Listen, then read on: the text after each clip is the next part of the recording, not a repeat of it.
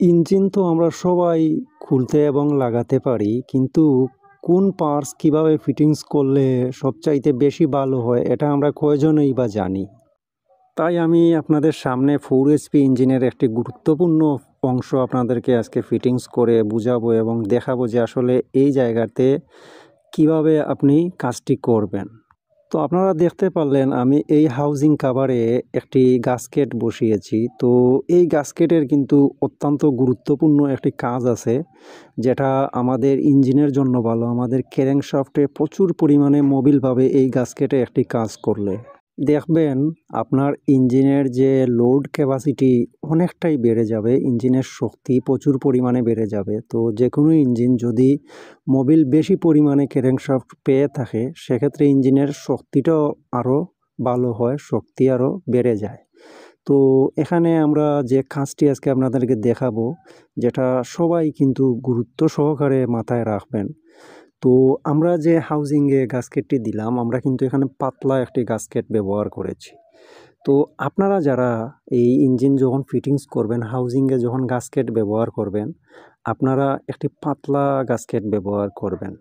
তো বলবেন পাতলা গাস্কেট ব্যবহার করলে কি হয়? তো দেখুন বন্ধুরা, পাতলা গাস্কেট ব্যবহার করলে আমাদের যে মোবিল ক্যাচার আছে, আমাদের 4 HP কিন্তু মোবিল পাম্প নেই। আমাদের মোবিল ক্যাচার দ্বারা ক্যামশ্যাফটের মাধ্যমে মোবিল গিয়ে ক্যাচারে পড়ে, তারপরে ক্যাচার কিন্তু ওই ক্র্যাঙ্কশ্যাফটের ভিতরে মোবিল প্রবেশ করিয়ে দিয়ে আমাদের সিআর বিয়ারিংয়ে পৌঁছায়। তো এটা হচ্ছে গিয়ে আমাদের মোবিল পাম্প, আমাদের 4 HP ক্যাচার। তো বিশেষ করে আপনি যখন এখানে একটি পাতলা গাস্কেট ব্যবহার করবেন হাউজিংয়ে, তখন আমাদের ক্যাচারটি, আমাদের যে ব্লক আছে, ইঞ্জিনের যে ব্লক আছে, ব্লকে এখানে ক্যাচার বসার জন্য একটা জায়গা করা আছে। ওই জায়গাটাকে একদম সে গোশে, মানে চুল পরিমাণ কোনো ফাঁক থাকবে না, একদম গোশে নিয়ে ওখানে বসে থাকবে। তো যখন আমাদের ক্যামশ্যাফট আমাদের রানিং করবে, ক্যামশ্যাফটে যখন মোবিল ওইখানে তুলে দেবে ওই আপনার জায়গাতে ব্লকের, তখন ক্যাচার কিন্তু ফুল মোবিল, যা মোবিল ক্যামশ্যাফট দিবে সব মোবিল কিন্তু ক্যাচার আমাদের ক্র্যাঙ্কশ্যাফটের ভিতরে দিয়ে দেবে, সে কিন্তু বাহিরে ফেলবে না। আর যদি আমরা ওই উঁচু বা গাড়ি গাস্কেট ব্যবহার করি, সেক্ষেত্রে ওখানে ব্লকের সাইড দিয়ে ফাঁক হয়ে যায়। তো ফাঁক হলে যখন আমাদের ক্যামশ্যাফট ক্যাচারেরকে মোবিল দিতে থাকবে, তখন ওই ফাঁক দিয়ে কিন্তু কিছু পরিমাণে মোবিল বেরিয়ে আসে। তো সেক্ষেত্রে আমাদের ক্যাচার মোবিল ফুল আপনার ক্র্যাঙ্কশ্যাফটে দিতে পারে না, অর্ধেকগুলো বেরিয়ে আসে। আর পাতলা গাস্কেট ব্যবহার করলে আমাদের ওই জায়গাটায় পুরো খাবার দিয়ে ওখানে বসে থাকবে, যতগুলা মোবিল আমাদের ক্যামশ্যাফট এই ক্যাচারকে দেবে সবগুলা কিন্তু ক্যারেঙের ভিতরের দিয়ে আপনার সিআর বিয়ারিংয়ে এসে পড়বে। তখন আপনার ইঞ্জিনের যে শক্তি, আপনার যে ভালোই থাকবে, ইঞ্জিন আপনার সিআর বিয়ারিং নষ্ট হবে না, ইঞ্জিন পুড়ে যাবে না ইনশাল্লাহ, মোবিলগুলো ভালোভাবেই সরবরাহ হবে, আসা যাওয়া করবে ক্র্যাঙ্কশ্যাফটের ভিতরে। তো আপনারা এই কাজটি মাথায় রাখবেন। এখানে আমি আপনাদেরকে এই জিনিসটি বোঝানোর জন্য এই ছোটোখাটো একটি ভিডিও বানিয়েছি। তো 4 HP একটা গুরুত্বপূর্ণ অংশ, এটা কিন্তু আমাদের আজকের এই ভিডিওতে আপনাদেরকে বোঝানোর চেষ্টা করেছি। তো আমি কিন্তু যতগুলা ভিডিও বানাই, আমার যে ভিতরে যতটুকু জানা আছে, আমি যতটুকু কাজ করে উপকৃত হয়েছি, এই সমস্ত কিছু আপনাদেরকে আমি বোঝানোর চেষ্টা করি।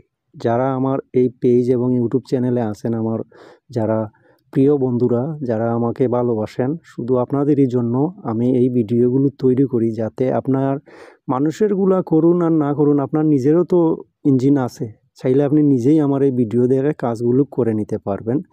তো আমি আপনাদেরকে যাই শিক্ষা দিতে চাই সবগুলাই কিন্তু আমার রিয়াল, আমি কখনোই ভুল কোনো পরামর্শ দেই না কাউকে। আমার যতটুকু জানা আছে ঠিক ততটুকুই আপনাদেরকে আমি শেখানোর চেষ্টা করি।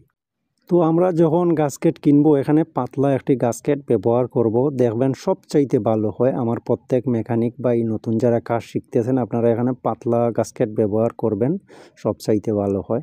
তো যাই হোক, অনেক পক পক করে নিয়েছি, হয়তো অনেকেরই ভালো লাগবে, আবার অনেকেরই খারাপ লাগবে। তো যাই হোক, ছোটো ভাই হিসাবে আমাকে ক্ষমা সুন্দর দৃষ্টিতে দেখবেন এবং অবশ্যই একটি লাইক করবেন এবং আমার এই ভিডিওটি শেয়ার করে দেবেন, আমার পাশে থাকবেন ইনশাল্লাহ।